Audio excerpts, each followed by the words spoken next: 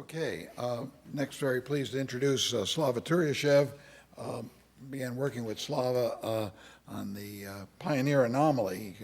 He's an expert in the use of spacecraft tracking data to do gravitational theory testing, which is actually my thesis area a long time ago as well. So I was very pleased to be able to work with him when I was at the Planetary Society on the Pioneer anomaly question. Slava has a PhD in astrophysics. He's an expert in relativistic cosmology, in measurements of related to gravitational theory testing, and in other objects that we might measure in the outer solar system. And in particular, he's going to bring in expertise in the solar gravity lens focus and the possible use of it as both a place to go to and a place to use for observations beyond the solar system. Slava. Hello, thank you very much for a nice introduction. Do you hear me well? This on. This is a very interesting topic, speaking about the solar gravitational lens. So it is, in a way, it is a bit controversial. But on the other hand, it is based on real science, because general relativity predicts that the solar lens exists. And so in this talk, I will cover tests of general relativity in the solar system very briefly, just to justify that general relativity is the theory that we can use and really develop applied general relativistic topics. And then I will focus on the lens itself. If I do this, oh, excellent, thank you. This is nice, much nicer. All right, so the solar gravitational lens, it is out there. Can we use it? And that's basically the topic of my presentation today. So first of all, let's go back a little bit in history. Almost 150 years ago, general relativity did not exist at that time, but there was an interesting anomaly in the orbit of Mercury. Of course, there were two possible solutions to that. It was Urbain de Leverrier, at that time director of the Paris Observatory. He actually thought about, he came up with two ways of explaining two anomalies in the solar system in the same year. First anomaly was the orbit of Mercury, and essentially orbit of Uranus. In 1945, search for planet X, there was anomaly in the orbit of Uranus. That's how planet Neptune was discovered. But the problem with Mercury perihelion precession was not accounted within the Newtonian gravitation theory of gravity. And it is amounted for 43 arcseconds per century, and no way one can explain this anomaly in with the Newtonian gravity. Before publishing his paper on general relativity in 1915, Einstein actually computed that number, and he came up with the number. When he got 43 arcseconds per century, he realized that he got a very important result. So almost in 1 year, Leverrier actually both confirmed general relativity by discovering, confirmed the Newtonian gravity by discovering planet Neptune, and also put doubt on the Newtonian gravity by actually by working on the anomaly of motion of Mercury.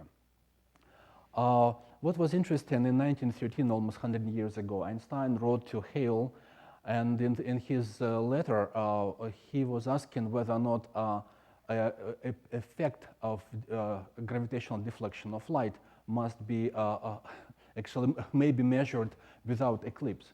And Hale wrote in a letter to Einstein saying that no, indeed, one would need eclipse to verify deflection of light by gravitational field.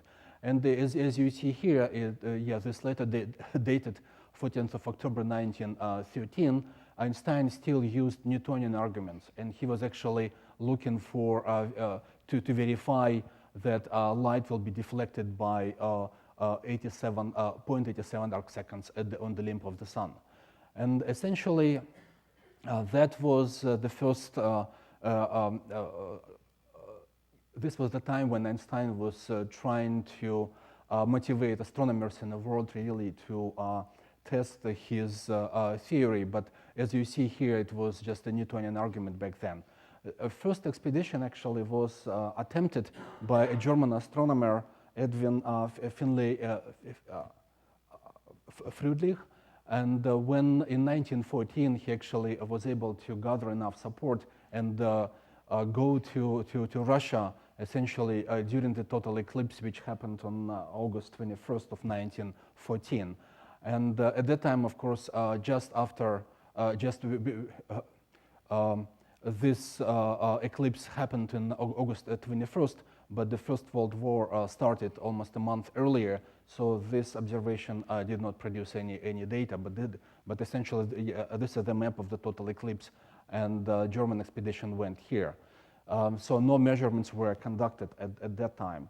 The first ever verification of general relativity essentially came from expedition led by Eddington.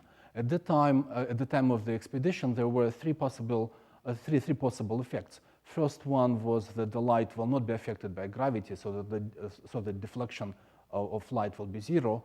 Newtonian arguments, as I discussed on the previous slide, which were 0.87 arc seconds on the limb of the sun, and of course the prediction based on general relativity that was twice the Newtonian argument, essentially 1.75 arc seconds.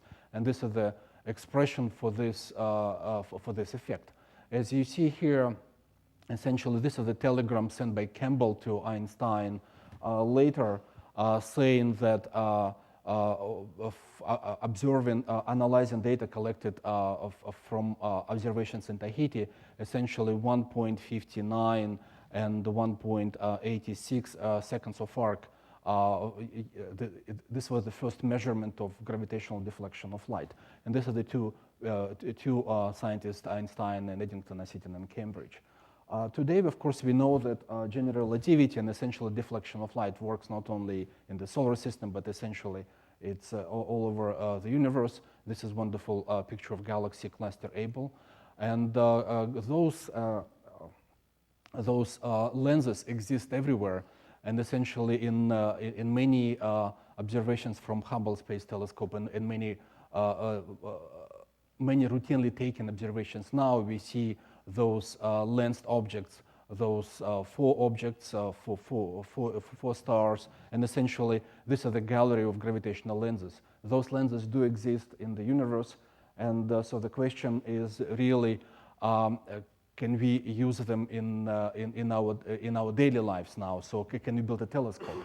So in the solar system, of course, we verified general relativity to very high precision, and we did that by flying multiple spacecraft and conducting radar ranging to planets, Mercury, Venus, Mars, and ranging to spacecraft, Mariners, Viking, Pioneers, and many other spacecraft. We did the very long baseline interferometry, and many other instruments were used to verify predictions of general relativity. In this plot, I will show in two axes, parameter beta and parameter gamma. Both of those parameters were introduced by Eddington. And essentially, gamma is a measure of nonlinearity of gravitational superposition, and beta is a measure of nonlinearity, and gamma is the curvature of unit mass, curvature of space produced by the unit mass. And as you see, ranging to Mars, to Viking landers on Mars, provided a measurement of parameter gamma less than 10 to the minus 3.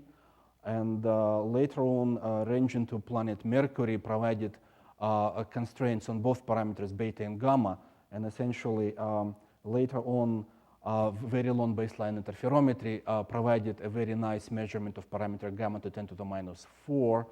And the very interesting observation was done by lunar laser ranging. In lunar laser ranging, essentially, it also constrained combination of parameters beta and gamma to less than 10 to the minus 4. So the possible area of validity of any other theories of gravity that are different from general relativity is within this little area. And Cassini experiment essentially closed that area even further.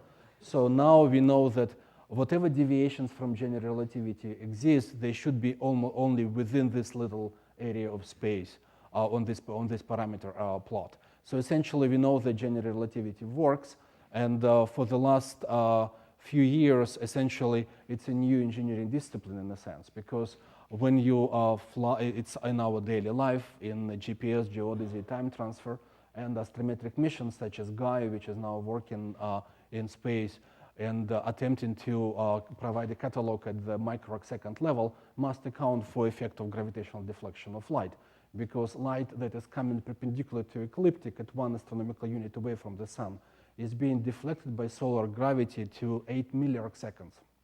And essentially, we're talking about 1 microsecond precision for Gaia.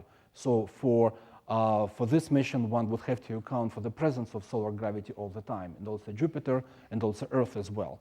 So realistically, yes, indeed, general relativity is valid in the solar system, and we can ask a question: can we use it in terms of building something out there?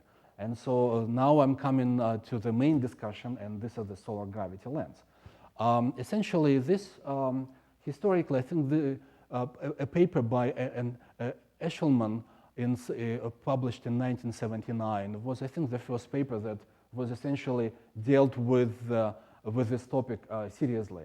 And essentially here we were talking about possible use of solar gravity lens for observations and also interstellar communication, because he was impressed with the significant gain in which is achieved by this gravitational lens of the sun, and therefore he was actually interested to see whether or not this can be developed to something more rigorous. Later on, you can find some publications, some mentioning of this effect in Krauss's radio astronomy book published in '86, and of course many papers published by Claudio Macon. Claudio, over the years, was one of the major proponents of using gravitational lens of the sun for many purposes, of course, for observational purposes and for communication as well. I think Claudio's visit to JPL in just around 2001 motivated, sort of brought me into this area. I think when you discuss the possibility of using JPL's capabilities to actually fly or develop some future mission, we were involved in looking at the practical applications of this idea, and this resulted in a paper published in Monthly Notices in 2003. So most of this presentation will be based on the paper that was published almost 11 years ago, but with some new results. So essentially, when you consider gravitational lens of the sun, first of all, it is clear that geometric optics approach, which was used throughout the literature, is not applicable. You have to use wave theoretical treatment.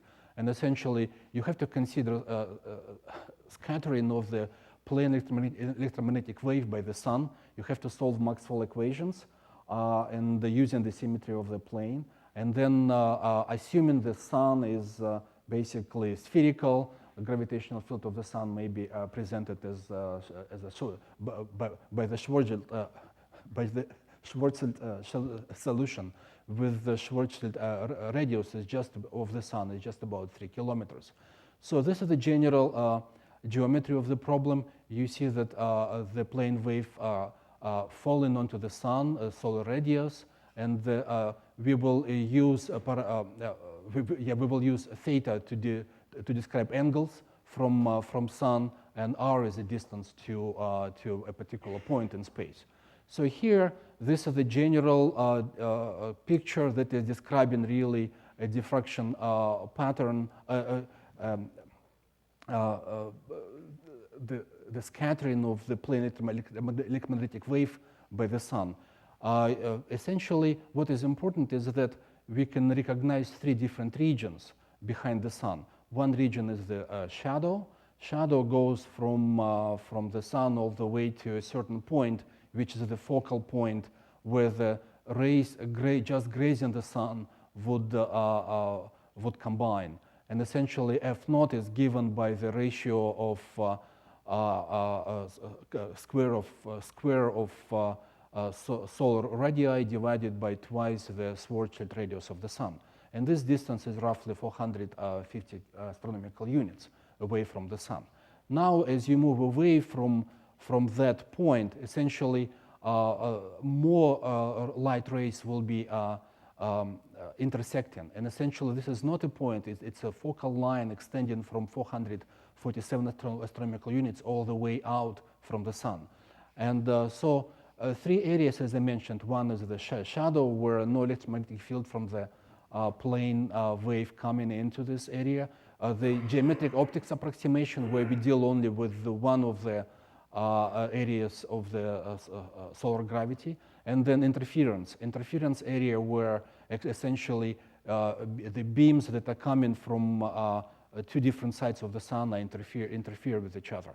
So those the three different areas. I'm not going to present equations here, but realistically, what you have to do, you have to compute the electromagnetic field in those different areas, analyze this field, compute Poynting vector, and really analyze the energy distribution in this area to compute the pattern, diffraction pattern inside this area, which is important for image formation and analysis of image formation problem. So let's discuss those few of those areas. First of all, the area of shadow and the geometric optics approximation is not really important here. Let's talk about interference region. An interference region which is going all the way from 450 astronomical units all the way out from the sun. Essentially, the three main regions you can separate. One region is where rho is the distance from the optical axis in the image plane. So where rho is much larger than the impact parameter, this is the area where you have double images of equal brightness. This area and this one. There is another area of interesting area where rho is the distance again from the optical axis to in the image plane is just about equal to impact parameter. And impact parameter here, you see, impact parameter is the distance, is the closest approach, is the distance from the center of the sun to light ray that is coming from the source. Now, the most interesting region, of course, is the focal beam. The focal beam is where the impact for those areas in the image which are much less than the impact parameter, essentially. So for the two areas here, this zone and this one, the zone of double images with equal brightness and double images with unequal brightness, you see that the luminosities of two images are very close. The observer would see two images exactly at the optical axis, and another one is twice the deflection angle. So essentially, two images will be here, and the images are almost identical in brightness. In this area, where two images of unequal brightness, you will see that one image is going to be around again the zero axis, and another one will be shifted by the same angle, but the luminosities between the two images are going to be very different. One of them will be very bright in the middle, in the center. Another one will be very much dimmer. For our purposes, most important region, of course, is the focal beam region. Let's focus on this focal beam region because this is where most interesting physics is actually happening here. This focal beam region satisfies two conditions where angle theta is less than lambda over 2 pi over b, where b is impact parameter. This is a very small number, and for our purposes, maybe just 0. And another angle here is roughly 1.75 arc seconds. This is the Einstein's deflection angle. And also the z, the distance from the sun, must be farther than the first focal point. And so essentially, this is the area. What is interesting is that the gain inside this zone is given by this equation, and the gain is quite significant. When you look at the gain for example, for a wavelength of 1 millimeter, and on axis you have a very significant gain. It's almost 80 dB. If you look at the different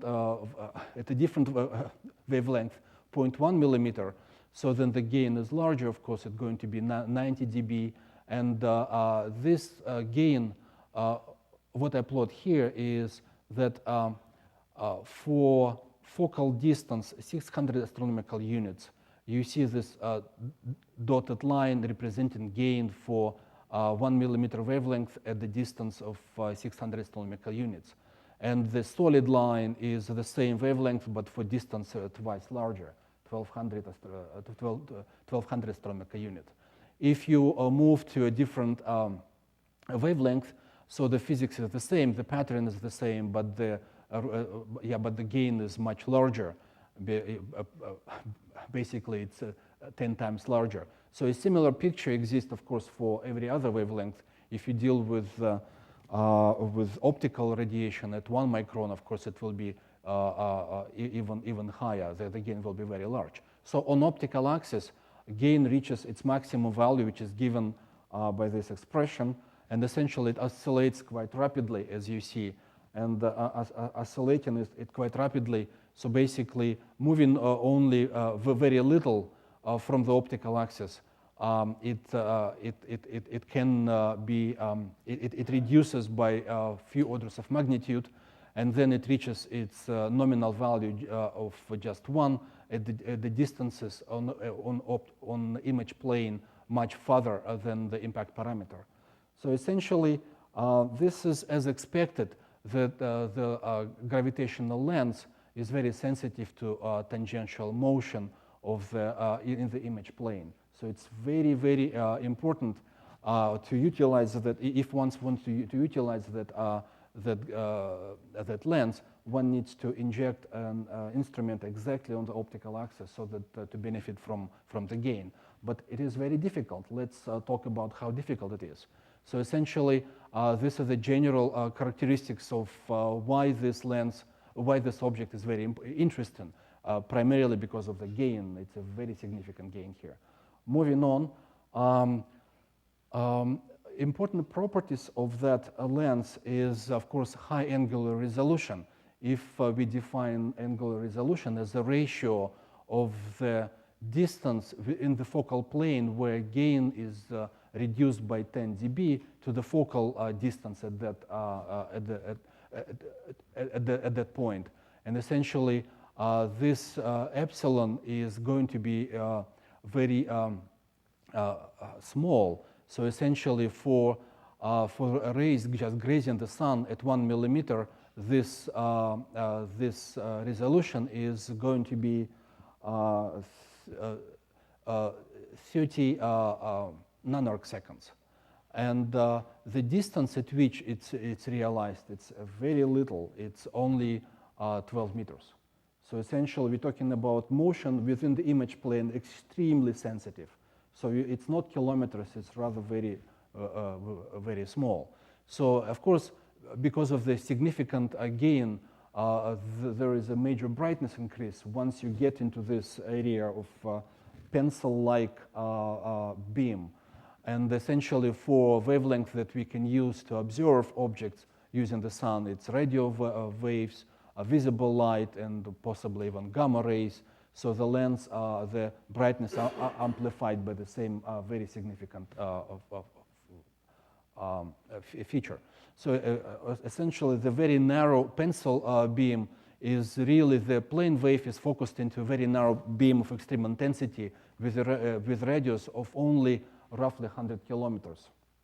And rapid spatial oscillations within this beam and the spatial oscillations with roughly at 1 millimeter, it's roughly within 60 meters.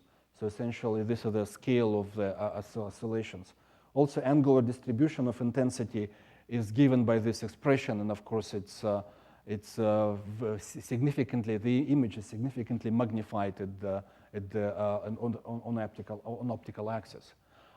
If you are interested to observe with this, if you will be put in a telescope with aperture roughly 2 R0 at the region of interference, and so that the lens essentially is which this instrument will look at. It's only very narrow annulus, and this annulus is given, the thickness of this annulus is only pretty much R0/2. So imagine putting a 1 meter telescope out there, so that the thickness of that annulus is only 50 centimeters. And so that defines a very significant area, essentially, nevertheless. The area of that lens is essentially will be proportional to solar radius times that thickness of that of radius of the telescope. And for example, for 1 meter telescope, the total collecting area of solar lens is very significant. It's 10 to the 9th meter squared, which is equivalent to an aperture of 37 kilometers. So that's just to compare the numbers. Again, this is very significant, but it's very difficult to get there. So the distance between, this is a telescope which works with two beams with impact parameter B and B prime. And essentially, the distance, if we move that telescope away, so it needs only to be moved only 50, almost 60 kilometers, so that it will start observing very different impact parameter, which is separated by R0/2. So essentially, if we are talking about high velocity in the focal plane, if you're talking about 100 kilometers per second, that means that the image, if we capture, is going to be extremely difficult to capture, because the image will move away from the aperture almost half within a few seconds. So essentially, let me go a little bit faster here, for a few more seconds. Essentially, so the more critical is, of course, the plasma, because we know that plasma contributes very strongly here.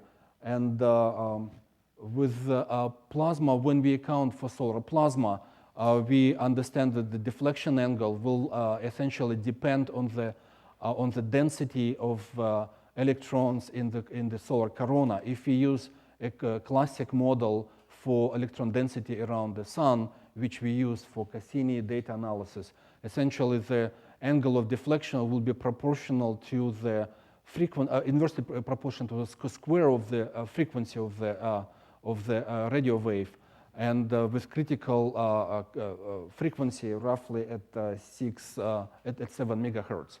So what it does, the plasma essentially provides beam defocusing and divergence, and so that actually moves the focal point away from the sun. And as you see, if you observe at higher frequencies, starting, let's say, from 170 gigahertz, for impact parameter, let's say 1.3 solar radii, you need to go very far away from the sun, roughly 800 astronomical units. If you observe at the higher frequencies, all the way to a terahertz frequency, so at terahertz frequencies, you don't really have to go away from the solar focus. So if you observe at optical frequencies, plasma is pretty much is not an issue. And so I guess my time is up.